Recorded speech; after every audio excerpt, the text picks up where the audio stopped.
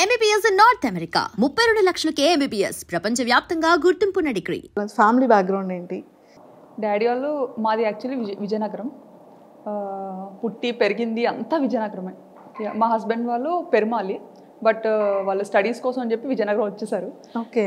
ఇంకా మోస్ట్లీ ఏంటంటే ఇద్దరం ఒక ఏరియాలోనే ఉండేవాళ్ళం అనమాట. మా అత్తయ్య వాళ్ళు మమ్మీ వాళ్ళు ఒక ఏరియాలోనే ఉండేవాళ్ళు. సో అలా చూసి పిల్లల్ని అబ్జర్వ్ చేసి వాళ్ళు నన్ను అండ్ మా పేరెంట్స్ అతన్ని అబ్జర్వ్ చేసి ఇలా పెళ్లి చేస్తే బాగుంటుందని చెప్పి వర్మ గారిని ఇచ్చి పెళ్లి చేశారు. అంటే యాక్చువల్గా పేరెంట్స్ అనుకున్నారా, పేరెంట్స్ కన్నా ముందు సారు మీరు అనుకున్నారా? అలా లేదు, అస్సలు తెలీదు, అసలు తెలీదు, ఎప్పుడు చూడలేదు. Okay okay. ఒకటే ఏరియా అయినా కానీ అసలు ఎప్పుడు చూడలేదు. ఓకే. మహా అయితే ఒక 3-4 lanes డిఫరెన్స్ ఉంటుంది అంతే. అంతే. సో మొత్తానికైతే arrange marriage? Arranged. No love marriage? కాదు, కానీ చాలా మంది మీది లవ్ మ్యారేజ్ అని స్టార్టింగ్ లో చాలా మంది అడిగేవారు, ఈవెన్ రిలేటివ్స్ లో కూడా. అంత ఒక్కటే ప్లేస్ లో ఉండి అరేంజ్డ్ అని చాలా మంది డౌట్ వచ్చింది అనమాట. బట్ అలా కుదిరేసింది అంతే. సో కంప్లీట్గా ఎడ్యుకేషన్ కూడా విజయనగరంలోనే. ఏం చదివారు? బీటెక్ చదువుకున్నారు. Super. And Varma sir direct starting బ్యాంకాక్లో జాబా లేకపోతే? లేదు, ఫస్ట్ మైసూర్లో వర్క్ చేశారు. Okay okay. ఇన్ఫోసిస్లో. ఓకే. అండ్ తర్వాత కేరళ వచ్చారు, త్రివేంద్రంలో ఉండేవారు. అండ్ ఆ తర్వాత యాక్చువల్లీ కేరళలో ఉండే టైంలో ఎంగేజ్మెంట్ అయిందనమాట. అప్పుడు నేను బీటెక్ 3rd year. ఓకే. ఓ, బీటెక్ 3rd year లోనే మీకు ఎంగేజ్మెంట్? అయ్యో, ఎడ్యుకేషన్ కంప్లీట్ అవ్వకముందే ఎంగేజ్మెంట్ అయిపోయింది. అంటే మమ్మీకి కొంచెం హెల్త్ ఇష్యూస్ ఉండడం వల్ల ఒంట్లో బాగోకపోవడం, సో వాళ్ళు ఏదో భయపడి మనం మంచిగా ఉండేటప్పుడే అమ్మాయికి పెళ్లి చేయాలి అని అప్పటి నుండి స్టార్ట్ చేశారనమాట. ఓకే. సో అలా మొదలైంది. సో మీ మ్యారేజ్ టైంకి సార్ ఎంగేజ్మెంట్ టైంకి కేరళలో ఉండేవారు, అండ్ పెళ్ళి అయిన తర్వాత హైదరాబాద్కి shift అయ్యారనమాట. Okay.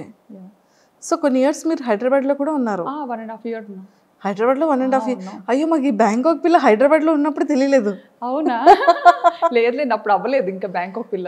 Okay okay okay. కానీ ఒక్కటి ఏంటంటే అండి, వీడియోస్ అన్ని నేను ఎక్కడి నుండి స్టార్ట్ చేయాలో కూడా తెలియట్లేదు. బ్యాంకాక్ వెళ్ళారు. సో బ్యాంకాక్ అనగానే ప్రతి ఒక్కళ్ళు ఎలా ఉంటుందంటే అది ఒక టూరిజం ప్లేస్ అనేది ఫస్ట్ థింగ్. బ్యాంకాక్ అనగానే అబ్బాయిలు ఆహా ఓహో మీరు బ్యాంకాక్ వెళ్తున్నారు అని ఒక థాట్లోకి వెళ్ళిపోతారు. సో నిజంగా అక్కడ అమ్మాయిల్ని కూడా చాలా మంది టూర్స్ వెళ్ళే వాళ్ళు అండ్ కపుల్స్ వెళ్ళే వాళ్ళు కూడా చాలా రీల్స్ చేస్తూ ఉంటారు. అందరు అమ్మాయిలు లైన్లో ఉంటే వాళ్ళ హస్బెండ్కి ఐస్ క్లోజ్ చేసి తీసుకెళ్ళడం. అంటే ఈ కైండ్ ఆఫ్ అవేర్నెస్ అనేది ఇటు మన ఇండియా సైడ్ ఉంటుంది. బ్యాంకాక్ అనగానే ఒక థాట్. అంటే పీపుల్ ఎందుకు అలా తీసుకుంటారంటే అక్కడ ఏదైతే చూస్తారో అది మనకి ఇక్కడ ఇండియాలో కనిపించదు. ఫస్ట్ థింగ్, ఆ నైట్ లైఫ్ అనేది ఇండియాలో మనకి చాలా తక్కువ. అంటే మేబీ ఢిల్లీ అటు పక్క మనకి ఉండొచ్చేమో, ముంబై ఢిల్లీ అటు పక్క. బట్ ఇటుపక్క మన ఆంధ్ర తెలంగాణ సైడ్ అయితే నైట్ లైఫ్ అని అలాంటిది ఏది మనకి ఇక్కడ ఉండదు. బట్ అదేంటంటే ఇక్కడ నుండి వచ్చిన పీపుల్కి అక్కడ చాలా అది డిఫరెంట్గా అనిపిస్తుంది అనమాట. సో మన కల్చర్ వేరు, వాళ్ళ కల్చర్ వేరు కాబట్టి సో వీళ్ళు ఏదైనా కొంచెం డిఫరెంట్గా ట్రై చేయాలి అని పీపుల్ చూపించాలని రకరకాలుగా ఎక్స్ప్లోర్ చేస్తుంటారు. కానీ అక్కడ నిజంగానే ఫ్యామిలీస్కి కానీ ఫీమేల్స్కి కానీ రెస్పెక్ట్ ఎలా ఉంటుందండి అక్కడ? చాలా బాగుంటుందండి. కానీ అది మీ వీడియోస్ ద్వారా తెలిసింది మాకు కూడా. మరి అంటే యాక్చువల్లీ నాకు తెలిసిన కంట్రీ, నేను ఇండియా నుండి దాటి అడుగుపెట్టిన కంట్రీ ఒక్కటే కంట్రీ, అది కూడా థాయిలాండ్. సో నాకు తెలిసిన మట్టుగా ఇప్పటి వరకు చాలా రెస్పెక్ట్ చేస్తారు. మన ఇండియన్స్ని కూడా చాలా మంచిగా రెస్పెక్ట్ చేస్తారు. ఓకే. సో ఎన్ని ఇయర్స్ అవుతుంది మీరు బ్యాంకాక్ వెళ్ళి? ఆల్మోస్ట్ 9 to 10 years అయిపోతుంది. Oh my god, 9 to 10 years అయిపోతుంది. అసలు తెలియలేదు. 2016లో పాప పుట్టిన ఇయర్లోనే. Okay okay okay. పాప బేబీ అప్పుడు తీసుకెళ్లారు. సో మీరు ఈ వ్లాగ్స్ అనేది ఎలా వచ్చింది థాట్? నాకు ఎడిటింగ్ అంటే చాలా ఇష్టం. ఓ, ఎడిటింగ్ చాలా ఇష్టం అనమాట. పిచ్చి పిచ్చిగా చేసేదాన్ని. బీటెక్ అయిపోయి అదే పెళ్ళైన వెంటనే ఒక ఫోన్ వచ్చింది చేతికి. అప్పటి వరకు మన చేతిలో ఫోన్ కూడా ఉండేది కాదు. ఇప్పుడు జనరేషన్తో మారిపోయింది అనుకోండి, అదే షాక్ అవుతుంటాం అనమాట. సో చేతికి ఫోన్ రాగానే అదే అలా ఏదో ఒకటి చేయడం. సో బేసిక్గా నాకు ఎలా అంటే నన్ను నేను స్క్రీన్స్లో చూసుకోవడం ఇష్టం. ఓకే. నన్ను నేను సో ఏదైనా మ్యూజిక్కి మన వీడియో క్లిప్ పెట్టి రకరకాలుగా ఎడిటింగ్ అనేది చేసేదాన్ని అనమాట అప్పట్లో. పెళ్లి తర్వాతే. జస్ట్ మేము ఇక్కడ హైదరాబాద్కి వచ్చిన తర్వాత రామోజీ ఫిల్మ్ సిటీ అని ఇంకా చాలా ప్లేసెస్కి తీసుకెళ్లేవారు తిను. సో అప్పటికే మనకి ఫోన్ అనేది కొత్తగా అలవాటు. సో అందులో కెమెరా ఉంది అంటే అది ఇంకా కొత్త విషయం కదా. సో విపరీతంగా ఫొటోస్ వీడియోస్ ఫుల్గా అనమాట నిండిపోయేలా తీసేసుకునే వాళ్ళం. తీసేసుకొని అవి ఎక్కడ అప్లోడ్ చేయాలో తెలియక అదే ఎన్ని హార్డ్ డిస్క్లను పెడతాం. సో అలాగా హార్డ్ డిస్క్లో పెట్టినవి మళ్ళీ అంత ఈజీ కాదు. ఎప్పుడైనా చూసుకోవాలి అనుకుంటే మళ్ళీ తీసి చూసుకోవడం కూడా డిఫికల్ట్. సో మేము అప్పుడు ఒక థాట్ వచ్చిందనమాట. అది మా హస్బెండ్ ఇలా ఎందుకు యూట్యూబ్లో ఒక అకౌంట్ ఉంటుంది, దానికి నువ్వు పెట్టేయాల్సినవన్నీ పెట్టేసి ప్రైవేట్లో ఉంచేసుకుంటే సరిపోతుంది, ఎవరికి కనపడదు కూడా, మనకి మెమరీ కూడా మంచిగా సేవ్ అవుతుంది, నచ్చినప్పుడు డిలీట్ చేసుకోవచ్చు అని చెప్పి ఫస్ట్ థాట్ అది. ఓకే. ఆ పర్పస్ మీదే మేము యూట్యూబ్ ఛానల్ క్రియేట్ చేయడం జరిగింది 9 years back. 9 years back start చేశారు.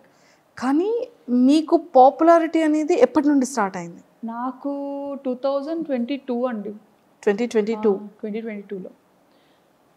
సో సడన్ గా అది బ్యాంకాక్ పిల్ల ఛానల్ తో స్టార్ట్ అయింది. ఐ థింక్ ఫస్ట్ దీపావళి వీడియోనా? దీపావళి కాదు, అమ్మవారిది ఫస్ట్ నేను అమ్మవారి వీడియో ఏదో సమ్ డివోషనల్ వీడియోని ఫస్ట్ వీడియో. నాకు యాక్చువల్లీ అమ్మవారు అంటే చాలా ఇష్టం అనమాట, సెంటిమెంట్ కూడా. సో అంటే ఇది వరకు పెట్టిన ఛానల్స్ అన్ని జస్ట్ నార్మల్ ఏదో మన ఈ మెమరీ ఇష్యూస్ కోసం పెట్టింది అనమాట. బట్ ఈ బ్యాంకాక్ పిల్ల అనేది రీసెంట్గా స్టార్ట్ చేశాను కదా 2022లో. సో అదేంటంటే కొంచెం మంచిగా ఎడిటింగ్ చెయ్యాలి, కొంచెం నలుగురు చూడాలి అంటే చూడాలి, వీడియోస్ని పబ్లిక్ చెయ్యాలి అన్న కాన్సెప్ట్తో చేశానమాట. సో అలా స్టార్ట్ చేసినప్పుడు ఖచ్చితంగా దేవుడితో స్టార్ట్ చేద్దాము డెవోషనల్గా అని చెప్పి అమ్మవారిని చూపించాను అనమాట. అక్కడ దసరా ఉత్సవాలు చాలా బాగా జరుగుతాయి. దసరా అదే మీది ఫస్ట్ వీడియో నేను చూసాను. అంటే స్టార్టింగ్ మీది సెకండ్ థర్డ్ వీడియో నుంచి మీరు ట్రెండింగ్ స్టార్ట్ అయింది మీది. అవును, విత్ ఇన్ ఫ్యూ వీడియోస్లోనే మీరు జనాలకి వచ్చేసారు. అసలు దీన్ని ప్రీవియస్ ఏంటేంటి వీడియోస్ చేశారు అని చూస్తే ఫస్ట్ది ఐ థింక్ దీపావళి అనుకున్నా. అసలు మీకు బ్యాంకాక్ పిల్లగానే నేను తెలుసు, కానీ అంతకు ముందు నేను స్టైలిష్ తింగర్ బుచ్చి. ఓ స్టైలిష్ తింగర్ బుచ్చి మీరేనా? నేనే. ఓకే, అది కూడా ఫాలో. ఓ ట్రూ కరెక్ట్. సో అది కరెక్ట్గా ఈ బ్యాంకాక్ పిల్ల కన్నా ముందు స్టార్ట్ చేశాను అనమాట, స్టైలిష్ తింగర్ బుచ్చి అని చేశాను. కానీ అది చాలా కష్టపడ్డా, దానికి చాలా ఖర్చు పెట్టించా మా హస్బెండ్తో. అయ్యయ్యో, చాలా ఖర్చు పెట్టించా. ఇంకా అది కూడా మా ఫ్రెండ్స్ అండ్ ఇంట్లో ఫ్యామిలీ మెంబర్స్ వాళ్ళు చెప్తేనే అది కూడా చేశారు. యుఎస్లో ఒక వదిన ఉంటారనమాట, వర్మ గారు వాళ్ళ చిన్న సిస్టర్. సో ఆవిడ ఒకసారి వస్తూ రిపీట్గా చూస్తూ ఉంటారు కదా, మనం పెట్టిన వీడియోస్ ఏంటంటే అన్లిస్టెడ్లో పెట్టి జస్ట్ మనకి ఇష్టమైన వాళ్ళకి షేర్ చేస్తేనే వాళ్ళే చూడగలుగుతారు, ఇంకెవరు చూడలేరు. సో అలా షేర్ చేస్తున్న టైంలో వదిన ఇండియా వచ్చినప్పుడు శ్రావణి నీకు యూట్యూబ్ రెవెన్యూ జనరేట్ అవుతుందా అన్నట్టుగా అడిగారు అనమాట. ఓకే. అడిగితే రెవెన్యూ ఏంటి అని, మామూలుగా యూట్యూబ్ అనేది యుఎస్ బేస్డ్ కంపెనీ. సో ఇలా యూజువల్గా యూట్యూబ్ అందరూ ఇలా ఇందుకే కదా చేస్తారు, నీకు జనరేట్ అవ్వట్లేదా, నువ్వు మామూలుగా అలా ట్రై చేస్తున్నావేమో అనుకున్నాను అని అన్నారు అనమాట. అంటే ఏమో నాకు అంత ఐడియా లేదు. ఆయన ఎందుకు ఎప్పుడు ప్రైవేట్లో ఉంచుతావు వీడియోస్, ఎవరికి కనిపించకుండా పబ్లిక్ చేయొచ్చు కదా, బాగుంటాయి, ఎందుకంటే చాలా కష్టపడి ఎడిటింగ్ చేస్తుంటావు, సో పబ్లిక్ చెయ్యు, అందరూ చూస్తారు, బాగుంటుంది, నిజంగా ఇది ఒక మంచి ప్లాట్ఫామ్ డెవలప్ అవ్వడానికి అన్నట్టుగా చెప్పారనమాట. అప్పుడు అంత పట్టించుకోలేదు ఆవిడ చెప్పేటప్పుడు, కానీ తర్వాత ఆలోచించాను అనమాట, వదిని ఇలా ఎందుకు చెప్పారు, పోనీ చూద్దాము అన్నట్టుగా. ఈయన కూడా అది సీరియస్గా తీసుకున్నారు అనమాట.